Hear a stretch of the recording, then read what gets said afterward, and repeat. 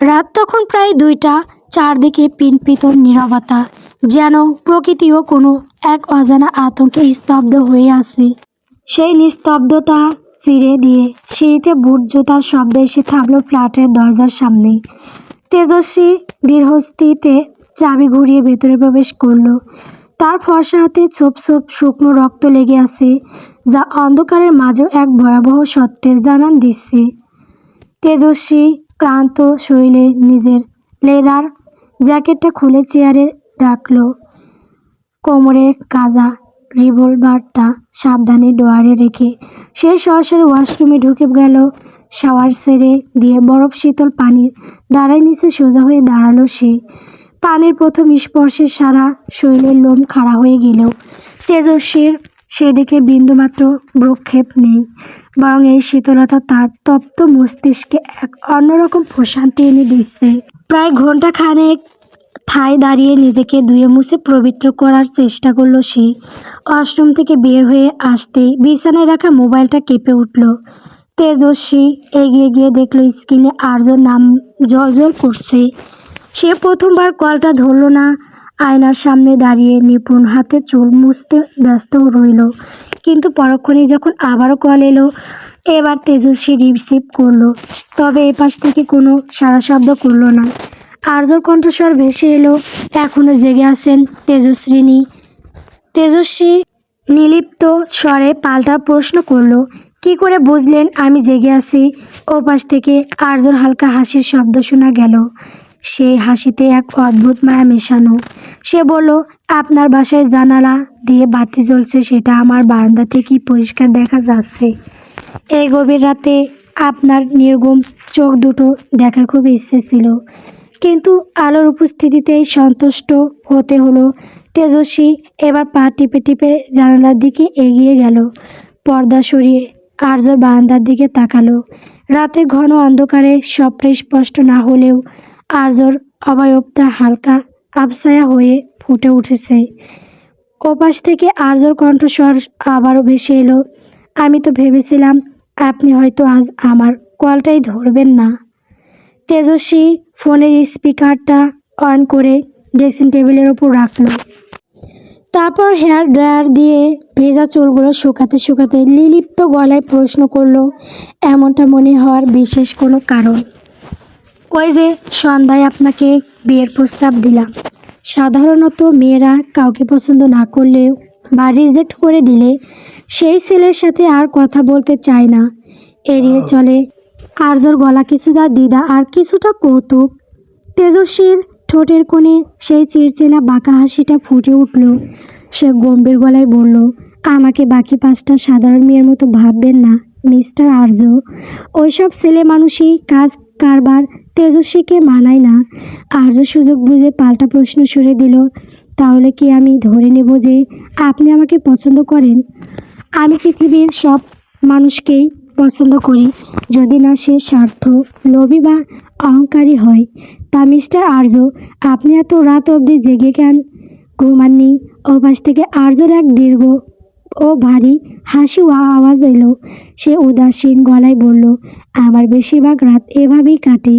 যাদের আপন বলতে কোনো পরিবার নেই, তাদের আবার কিসের ঘুম? তেজস্বীর ড্রায়ার চালানোর হাতটা মুহূর্তের জন্য থমকে গেল। সে ধীর স্থির কণ্ঠে জিজ্ঞেস করলো, আপনার মা বাবা নেই? উত্তরে আর্যর এক বুক ফাটা দীর্ঘশ্বাস। ফোনের এপাশেও স্পষ্ট টের পেল তেজস্বী। আর্যর নীরবতা থেকে সবটা বুঝে নিয়ে সে আবারও বলল, তবে দেরি না করে একটা ভালো মেয়ে দেখে বিয়ে করে নিন। একা থাকা ভালো নয়। আর্যর কণ্ঠে এক অদ্ভুত আবদার। ঠিক এই কারণেই তো আপনাকে প্রস্তাবটা দিলাম, কিন্তু আপনি তো রাজি হচ্ছেন না। তেজস্বী দীর্ঘশ্বাস ফেলে বলল, আমি ভালো মেয়ে নই। আপনি ভালো না খারাপ সেটা বিচার করার দায়ভার আমার নয়। আমি শুধু জানি যে আমি আপনাকে চাই, আপনাকে আমার সহধর্মিণীও বানাতে চাই। আর্যর কণ্ঠস্বর এবার বেশ ধীর। সহধর্মিণীও শব্দটা কানে যেতেই তেজস্বীর চোখের সামনে হঠাৎ সৈকতের চেহারাটা ভেসে উঠল। সেই লোকটাও ঠিক একইভাবে একদিন তাকে বলেছিল, তোমাকে আমার সহধর্মিণী হিসেবে পাশে চাই। পুরনো সেই চিঠি আর কষ্টের ক্ষতটা আবারও টাটকা হয়ে উঠল তেজস্বীর মনে। তার কেন যেন আর্যর সাথে কথা চালিয়ে যাওয়ার ইচ্ছেটা এক নিমেষেই মরে গেল। সে শুধু বাই বলে কলটা কেটে দিল। তেজস্বী মনে মনে জানে আর্য তাকে কতটা গভীরভাবে ভালোবাসে, কিন্তু আর্যর মতো একজন সৎ আর স্বচ্ছ মানুষের জন্য তেজস্বী কোনোভাবেই সঠিক জীবনসঙ্গী হতে পারে না। নিজের ভেতরের অন্ধকার আর অতীতের কালিমা নিয়ে সে অন্য কাউকে জড়িয়ে নিতে চায় না। এই ভাবনাই তাকে বারবার পিছু হটিয়ে দিচ্ছে। রাজধানীর নামী হাসপাতালের প্রবেশপথ একে একে 4টি দামি ব্র্যান্ডের কালো রঙের প্রাইভেট কার হর্ন বাজিয়ে হাসপাতালের সামনে এসে থামল। গাড়ি থেকে দাপটের সাথে বেরিয়ে এলো স্বরাষ্ট্রমন্ত্রী জুলফিকার রহমান। তার পেছনে সশস্ত্র দেহরক্ষীদের বিশাল বাহিনী। হাসপাতালের করিডোর দিয়ে যাওয়ার সময় সবার চোখে মুখে এক প্রবল আতঙ্ক। স্বরাষ্ট্রমন্ত্রী হয়ে সকলের সামনে ভালো মানুষ সাজলেও তার ভেতরে ভেতরে বিভিন্ন রকম কালো ব্যবসা রয়েছে। মুখ রাগে টকটকে লাল হয়ে আছে। সে পাশে থাকা তার বিশ্বস্ত অনুচরের কলার চেপে ধরে হুঙ্কার দিয়ে উঠল, আমার ছেলের এই অবস্থা কে করেছে? কার এত বড় সাহস? অনুচরটি তোতলাতে তোতলাতে বলল, জানি না স্যার, তবে আমরা চারদিকে লোক লাগিয়েছি, খুব শীঘ্রই খবর পেয়ে যাব। সে হন্তদন্ত হয়ে বড় ভিআইপি কেবিনটির ভেতরে প্রবেশ করল। সাদা ধবধবে বেডে শুয়ে আছে তার একমাত্র ছেলে সুলতান। সুলতানের পুরো শরীর ব্যান্ডেজের মোড়ানো। শরীরের এমন কোনো ইঞ্চি বাকি নেই যেখানে আঘাতের চিহ্ন নেই। ছেলের এই শোচনীয় অবস্থা দেখে জুলফিকার রহমানের বুকটাও হো হো করে উঠল। সে ছেলের মাথার কাছে গিয়ে আর্তনাদ করে উঠল, বাপ আমার, সুলতান চোখ খুল। সুলতান যন্ত্রণায় মিটমিট করে চোখ খোলার চেষ্টা করলো। পাশে থাকা ডাক্তার কাঁপা কাঁপা গলায় বললেন, পেশেন্টের অবস্থা খুব খারাপ, ওনাকে এখন কথা বলতে দেবেন না প্লিজ। জুলফিকার রহমান ক্ষিপ্ত হয়ে পকেট থেকে রিভলভার বের করে ডাক্তারের কপালে ঠেকিয়ে চিৎকার করে উঠল, একদম চুপ থাক, বেশি কথা বললে তোর ঝাঁঝরা করে দেব। ডাক্তার ভয়ে শুকনো ঢোক গিলে মুখ বন্ধ করে নিলেন। জুলফিকার রহমান আবার সুলতানের দিকে ঝুঁকে পড়ে জিজ্ঞেস করলো, বল বাপ, কে করেছে তোর এই দশা? সুলতান খুব কষ্টে ঠোঁট নেড়ে বিড়বিড় করে বলল, একটা মেয়ে। ছেলের মুখে এই কথা শুনে জুলফিকার রহমান চোখে যেন নরকের আগুন জ্বলে উঠল। একদিকে ক্রোধ আর অন্যদিকে লজ্জা, তার ছেলে কিনা শেষ পর্যন্ত একটা মেয়ের কাছে মার খেয়ে এই অবস্থায়। সে নিজের রাগ সংবরণ করে দাঁতে দাঁত চেপে বলল, নাম বল, কি নাম তার? সুলতান কাঁপতে কাঁপতে অস্ফুট স্বরে বলল, তেজ। কথাটা শেষ করতে পারল না সুলতান, তার আগেই তার চোখ দুটো উল্টে এলো এবং সে নিস্তেজ হয়ে পড়ল। ডাক্তার দ্রুত পরীক্ষা করে দীর্ঘশ্বাস ফেলে বললেন, পেশেন্ট কোমায় চলে গেছেন, এখন আর কিছু বলা সম্ভব নয়। জুলফিকার রহমান আর এক মুহূর্তও সেখানে দাঁড়ালো না। সে ঝড়ের ব্যাগে কেবিন থেকে বেরিয়ে করিডোরে এসে চিৎকার করে তার লোকদের নির্দেশ দিল, শহরে খোঁজ নিয়ে দেখ তেজ দিয়ে কোনো মেয়ে নাম হয়। দেশের প্রতিটি কোণ খুঁজে বের কর তাকে, প্রয়োজনে এই নামের যত মেয়ে আছে সব কটাকে কপিয়ে মারব, তাও আমার সুলতানের ঘাতককে চাই। বিকালের দিকে আর্য রুমের সোফায় শুয়ে শুয়ে মোবাইল স্ক্রল করছিল। হঠাৎ কলিং বেলের শব্দে হতেই আর্য গিয়ে দরজা খুলল। দরজা খুলতেই ভেসে উঠল তেজস্বীর মুখখানা। আর্যর মুখে হাসি ফুটে উঠল। আর্য অবাক হয়ে বলল, আরে আপনি হঠাৎ আমার বাসায় কেন আসাতে কি আপনি বিরক্ত হলেন? আর্য নিজের মাথার চুলকিয়ে ঘরের অবস্থার দিকে তাকালো। পুরো ঘরের অবস্থা যাতা, এক এক জিনিস এক এক জায়গায় পড়ে আছে। তেজস্বী আর্যর কথায় পাত্তা না দিয়ে রুমে ঢুকে এলো। চারদিকে চোখ মিলিয়ে বলল, রুমের এই অবস্থা কেন? আর্য লাজুক হাসল। ড্রয়িং রুমের পাশে রান্নাঘর। তেজস্বীর চোখ রান্নাঘরের দিকে যেতে অবাক হলো। রান্নাঘর ঠিকঠাক সুন্দর করে পরিষ্কার করা। তেজস্বী অবাক হয়ে বলল, রান্নাঘর তো দেখছি পরিষ্কার। আসলে মাত্রই রান্নাঘরটা পরিষ্কার করলাম। এইমাত্র ভেবেছিলাম ড্রয়িং রুমটাও পরিষ্কার করব, কিন্তু তার আগেই আপনিও চলে এলেন। তেজস্বী আর কিছু বলল না।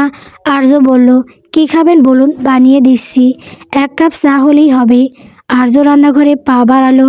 চা বানাতে গিয়ে মনে পড়ল সে চা বানাতে পারে না। আর্য বুঝতে পারছে না কিভাবে কি করবে। আর্য শেষমেশ ইউটিউবে চায়ের রেসিপি লিখে সার্চ দিল। খুবই মনোযোগ দিয়ে দেখছিল ভিডিও। তার মাঝে তেজস্বী বলে উঠল, চাও বানাতে পারেন না?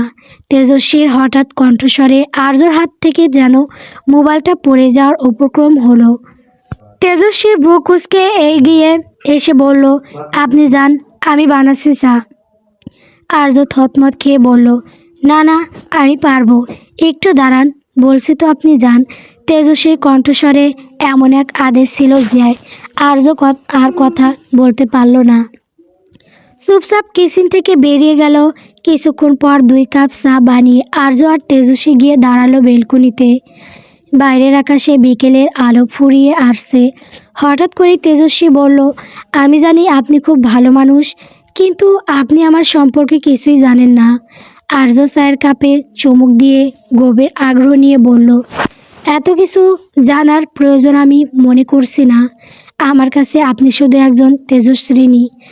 এর চেয়ে বড় কোনো পরিচয়ের আমার প্রয়োজন নেই। তেজস্বী একটা দীর্ঘশ্বাস ফেলল। আর্য আবারও আবেগ জড়ানো কণ্ঠে বলল, আমি আমার জীবনে কখনো কাউকে এত করে চাইনি তেজস্বিনী। আমি অন্য ছেলেদের মতো আপনার সাথে প্রেম করে সময় নষ্ট করতে চাইছি না। আমি শুধু আপনাকে ভালোবাসতে চাই, তাও একদম হালালভাবে। আমি আপনাকে আমার একাকী জীবনসঙ্গী হিসেবে চাই। তেজস্বী এবার আর্যর চোখের দিকে সোজাসুজি তাকিয়ে তীক্ষ্ণ স্বরে বলল, আমি বিবাহিত মিস্টার আর্য। এরপরও কি আপনি আমাকে বিয়ের কথা বলবেন? আর্যর মনে হলো সে ভুল শুনল। তার চারপাশের পৃথিবীটা যেন হঠাৎ থমকে গেল। আর্য অনুভব করলো বুকের ভেতর এক তীব্র যন্ত্রণা। এতটাই ভেতর থেকে সে ভেঙে পড়ল যে কথা বলার শক্তিটুকু হারিয়ে ফেলল। এর আগে ঠিক এরকম কষ্ট সে পেয়েছিল তার বাবা মাকে হারানোর সময়। আর্যর উজ্জ্বল মুখটা এক নিমেষে অন্ধকার হয়ে গেল। তবু সে ক্ষীণ স্বরে বলতে চাইল, সত্যি বলছেন না আপনি, তাই না? তেজস্বী আবারও একই রকম স্থির স্বরে বলল, সত্যি বলছি। আর্যর পা কাঁপছে, হাতের কাপটা যেন এখনই পড়ে যাবে। তেজস্বী অবাক হয়ে তার প্রতিক্রিয়ার দিকে তাকিয়ে রইল। আর্যর চোখে কোনো নিজের অজান্তেই জল চলে আসলো। সে এক মুহূর্তের জন্য নিজেকে সামলানোর চেষ্টা করলো। নিজের চোখের জল লুকাতে একটা ম্লান হাসার চেষ্টা করে সে মাথা নিচু করে নিল। আজ 2 দিন হয়ে গেল, অথচ আর্যর সাথে তেজস্বীর আর দেখা হয়নি।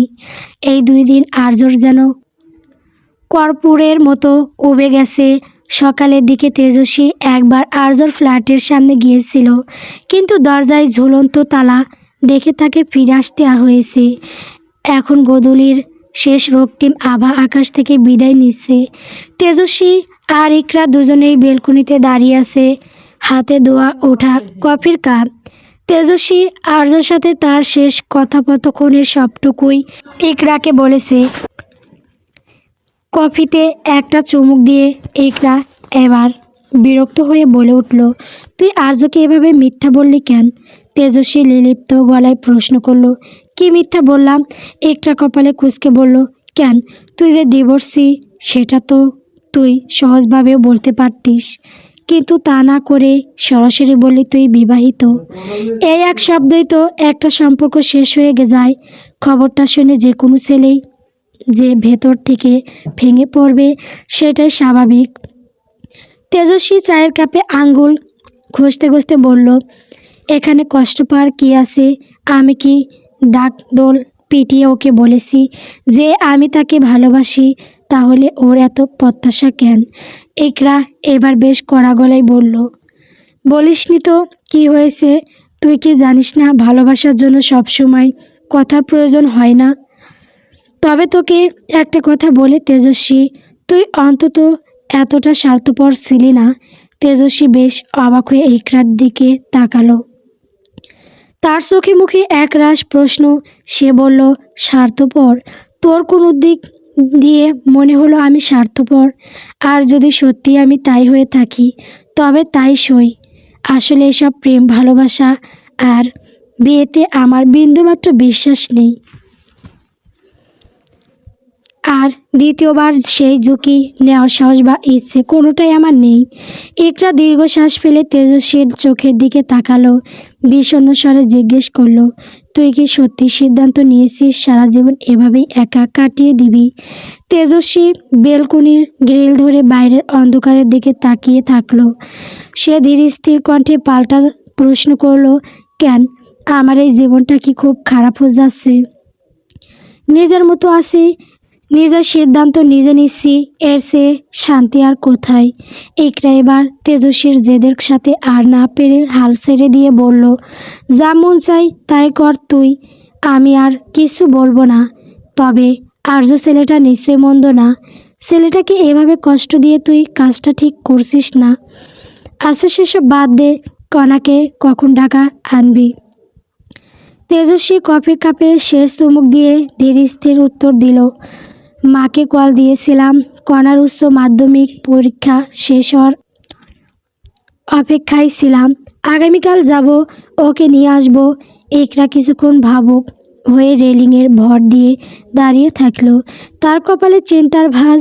সে আমতা আমতা করে বলল, কিন্তু তেজস্বী, যদি কোনার কোনো সমস্যা হয়, মানে শত্রুরা যদি ওকে টার্গেট করে? তেজস্বী আত্মবিশ্বাসের সাথে হাসল, যেখানে কেউ আমার আসল পরিচয়টাই জানে না সেখানে কোনার কেউ ক্ষতি কিভাবে করতে পারে? ও একদম সেফ থাকবে।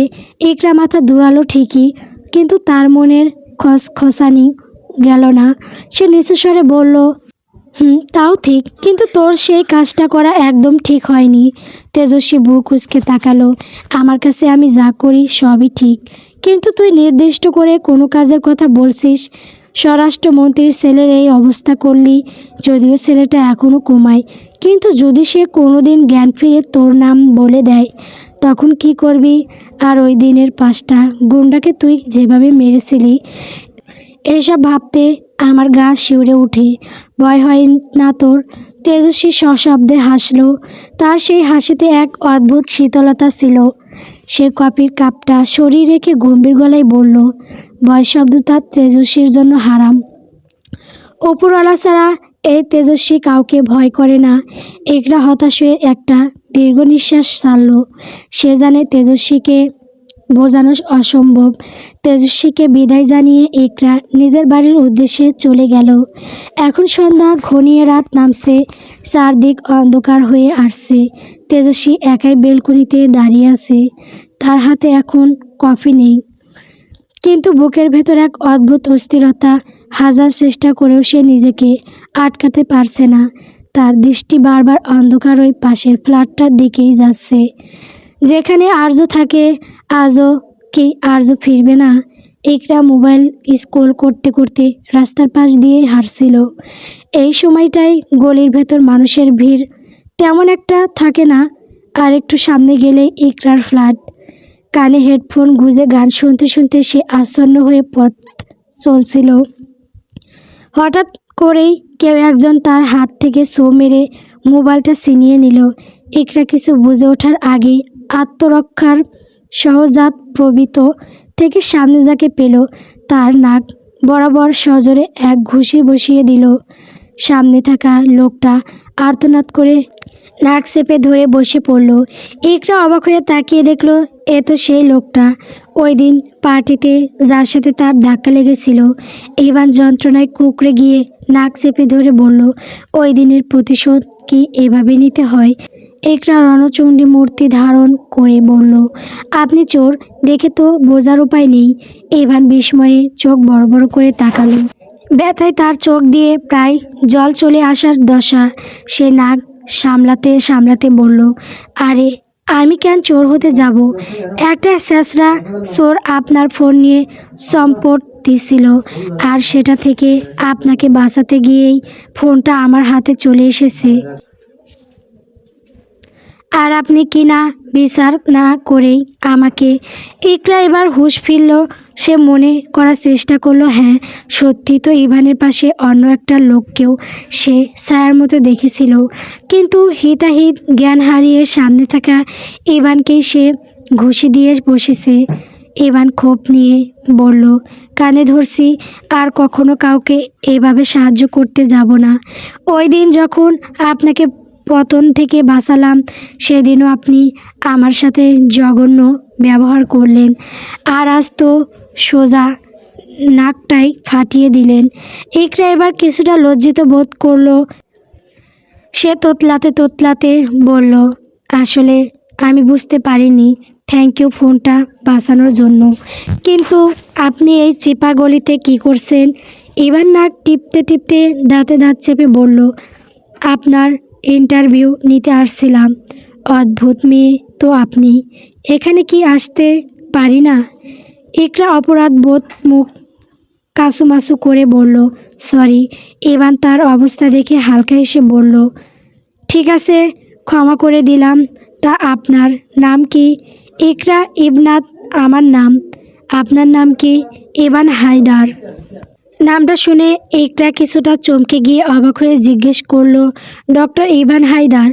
ইভান আবারও হাসলো এবং বিনয়ের সাথে মাথা নাড়ল। ইকরা বিস্ময় নিয়ে বলল, আপনি সেই বিখ্যাত heart surgeon specialist Ivan Haider? আপনার নাম অনেকবার শুনেছি আমি। ইভান কৌতূহল নিয়ে জিজ্ঞেস করলো, আপনি কি করছেন? আই মিন পড়াশোনা নাকি অন্য কিছু? আমি একটি গার্লস কলেজের টিচার। ইভান হেসে বলল, বাহ, খুব ভালো তো মিস ইকরা। ইকরাও মৃদু হাসলো। এতক্ষণ দুজনের মাঝে যে তিক্ততা ছিল তা এক নিমেষে কর্পূরের মতো উড়ে গেল। কিছুক্ষণ এভাবেই রাস্তার পাশে দাঁড়িয়ে তাদের মাঝে বেশ সহজ ও বন্ধুত্বপূর্ণ কথাবার্তা চলল। একে অপরের পেশা আর জীবন নিয়ে বেশ খানিকটা গল্প জমে উঠল তাদের।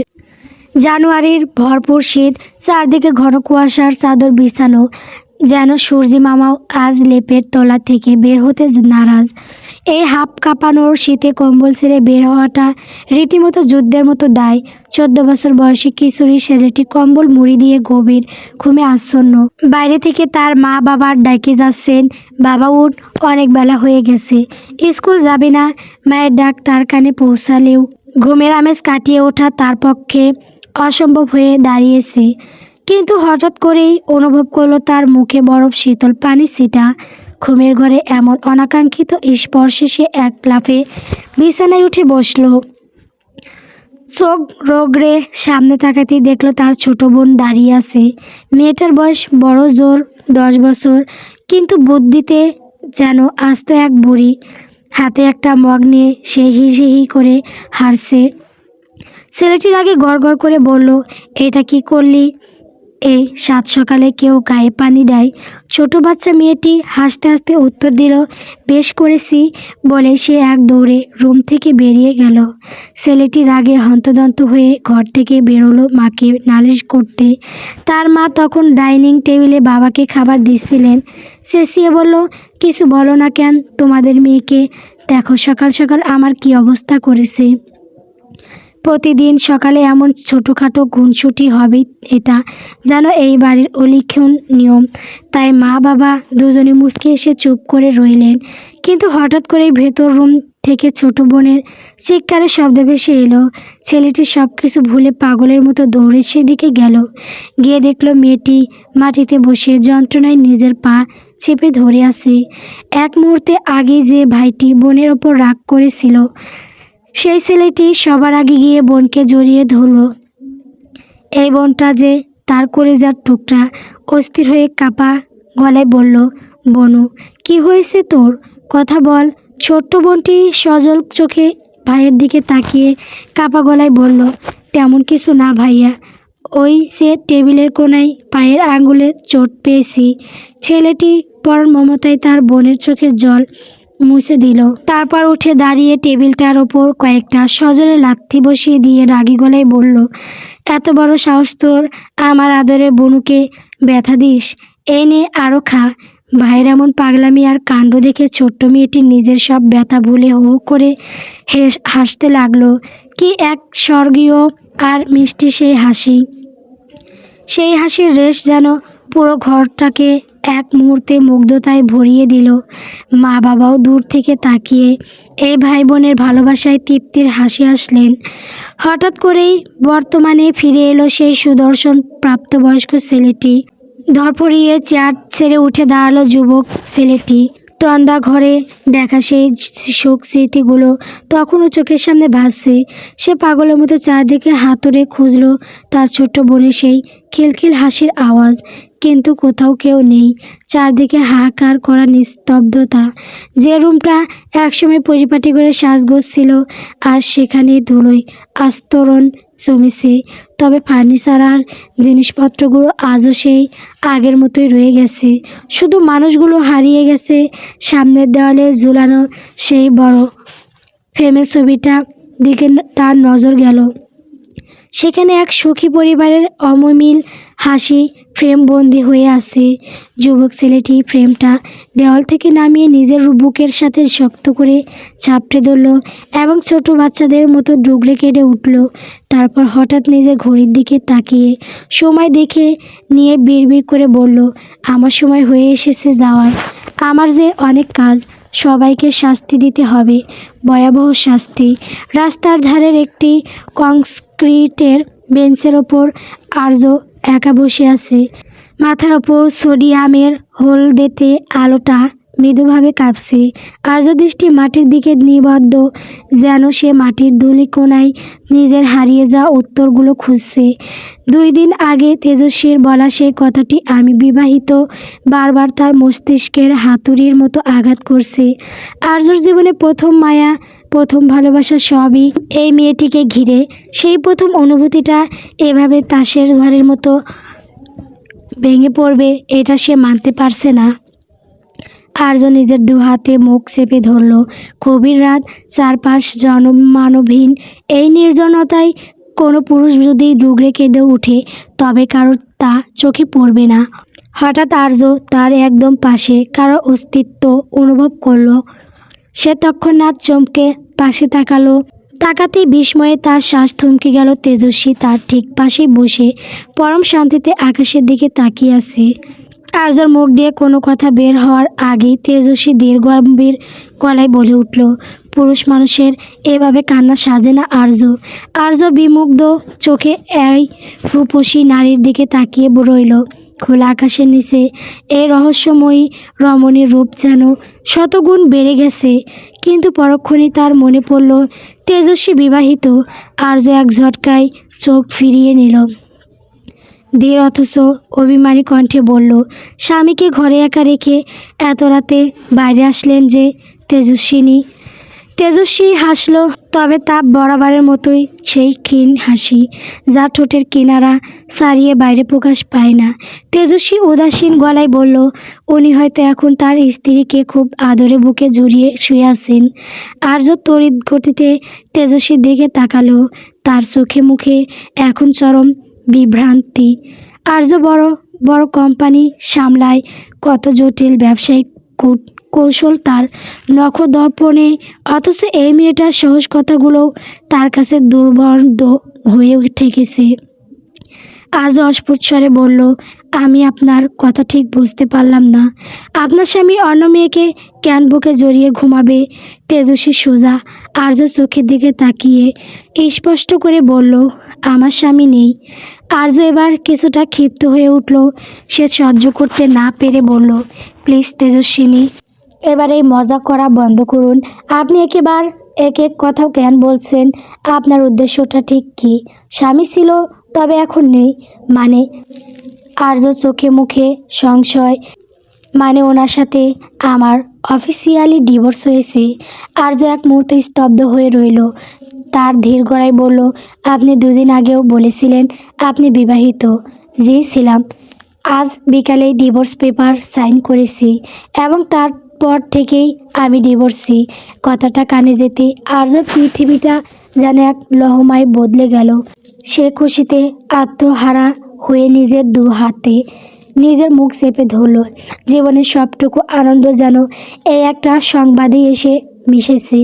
আর্য দুই হাত আকাশের দিকে তুলে আবেগ ভরে বলে উঠল, ও আল্লাহ, লাখ লাখ শুক্রিয়া আমার দোয়া কবুল করার জন্য। তেজস্বী অবাক হয়ে তার এই কাণ্ড দেখছিল। সে ভ্রু কুঁচকে জিজ্ঞেস করলো, কিসের দোয়া? আজও প্রাণ করা হাসি এসে বলল, আজ আমি 2 রাকাত নফল নামাজ পড়ে আল্লাহর কাছে আকুল হয়ে দোয়া করেছিলাম যাতে আপনার স্বামীর সাথে আপনার ডিভোর্স হয়ে যায়। আর দেখুন, আমার দোয়া একদম কবুল হয়ে গেল। তেজস্বী একটা দীর্ঘশ্বাস ছেড়ে কপালে হাত দিয়ে বিড়বিড় করে বলল, মিস্টার আর্য, আপনি দোয়া না করলেও ডিভোর্সটা হতোই। এটা অনেক আগে থেকে নির্ধারিত ছিল। আর্যর খুশি আর ধরে না। সে উৎসাহের এক পা বেঞ্চের ওপর বাস করে তুলে তেজস্বীর মুখোমুখি হয়ে বসল। চোখে একরাশ স্বপ্ন নিয়ে বলল, তবে আর দেরি কেন, চলুন এবার বিয়েটা করেই ফেলি। তেজস্বী গম্ভীর হয়ে আর্যর দিকে তাকালো। ছেলেটা খুশিতে একদম গদগদ করছে। তেজস্বী নিজেকে সামলে নিয়ে বলল, জানতে চাইবেন না কেন ডিভোর্স হলো? এমনটাও তো হতে পারে যে আমার নিজের কোনো দোষের জন্য আমার স্বামী আমাকে ডিভোর্স দিয়েছে। আর্য এবার এক চমৎকার হাসি দিল। তার কণ্ঠে অটল বিশ্বাস, তাতে আমার কিছু যায় আসে না। আপনার হাজারখানা দোষ থাকলেও আপনাকে সহস্রবার স্ত্রী রূপে গ্রহণ করতে রাজি আমি। আপনি শুধু ওই আগের লোকটাকে আর স্বামী বলে উচ্চারণ করবেন না। কথাটা সরাসরি এই বুকে এসে লাগে। শেষে কথাটা বলার সময় আর্য নিজের বুকের বাম দিকে হাত রাখলো। তেজস্বী আর্যর এমন পাগলামি মাথা কথাই ফিক করে হেসে দিল। আর্য মন্ত্রমুগ্ধের মতো তেজস্বীর সেই হাসির দিকে তাকিয়ে রইল। এই প্রথম সে তেজস্বীর মুখে প্রাণ খোলা এক চিলতে হাসি দেখল। আর্য নিজের গালে হাত রেখে মুগ্ধ হয়ে বলল, এমন করে হাসবেন না তেজস্বিনী। রাতের আকাশের ওই চাঁদটাও হয়তো আপনার হাসিকে হিংসা করছে। তেজস্বী এবার স্থির হয়ে আর্যর দিকে তাকালো। এই প্রথম সে আর্যকে খুব কাছ থেকে খুঁটিয়ে পরখ করলো। শ্যামলা বরণের এক সুপুরুষ যুবক, মুখের কালো কুচকুচে দাড়ি, সিগারেটের কারণে ঠোঁটে হালকা একটা কালচে আভা, ঘন পাপড়ি যুক্তি মায়াবী চোখ, আর কানের ঠিক পাশে গালের একটু নিচে একটা লম্বাটে হালকা দাগ। গল্প তেজস্বিনী। গল্পটি কেমন হয়েছে কমেন্ট করে বলবেন। পরবর্তী পর্ব পাওয়ার জন্য অবশ্যই আমার চ্যানেলটিকে সাবস্ক্রাইব করবেন। ধন্যবাদ।